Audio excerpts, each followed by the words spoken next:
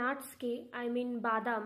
বাদাম তো অনেক ধরনের হয়, নাটস সব ধরনের নাটসকেই আমি বলতে চাইছি। অনেকেই কিন্তু রাখতে চায় না, তাদের মধ্যে ভীতি থাকে যে নাটস খেলে মোটা হয়ে যাব, কারণ ওর মধ্যে ফ্যাট থাকে। ফ্যাট তো অবশ্যই থাকে, কিন্তু সেটা থাকে কিন্তু গুড ফ্যাট।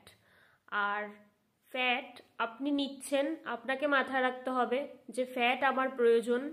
এবার ফ্যাটটা যেটা প্রয়োজন সেটা কোন ফ্যাট প্রয়োজন, ব্যাড ফ্যাট গুড ফ্যাট। আপনাকে কিন্তু গুড ফ্যাট নিতে হবে অবশ্যই, কারণ গুড ফ্যাটের কিন্তু প্রয়োজনীয়তা আছে বডিতে। আর সেই গুড ফ্যাটটা কিন্তু আমরা পাই নাটস থেকে।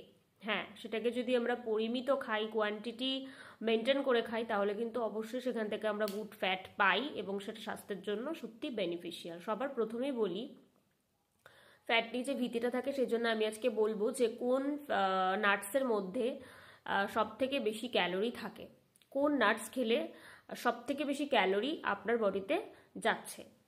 আমরা কি জানি, ওয়ালনাট আছে, আমন্ড আছে, পিনাট আছে, ক্যাশিও নাট আছে। এই সমস্ত নাটের মধ্যে কিন্তু সব থেকে বেশি ক্যালোরি থাকে ক্যাশিও নাটে। আর আমরা কি জানি, টেস্টেও ক্যাশিও নাট এগিয়ে। সমস্ত নাটসের মধ্যে ক্যাশিও নাটের টেস্ট কিন্তু বেশি ভালো, তাই না খেতে? আপনারা সবাই আমার সাথে এগ্রি করবেন, আমার তো তাই লাগে। আপনাদের কি লাগে আমি বলতে পারবো না, কমেন্ট করে বলতে পারেন। ক্যাশিও নাটের টেস্ট কিন্তু সব থেকে বেশি, এবং মানুষ ওটা যখন খায় তার কিন্তু কোনো কোয়ান্টিটি থাকে না। এবং ক্যাশিও নাটসের মধ্যে কিন্তু অক্সালেটও যথেষ্ট মাত্রায় থাকে, যেটা আমাদের স্বাস্থ্যের জন্য ভালো না।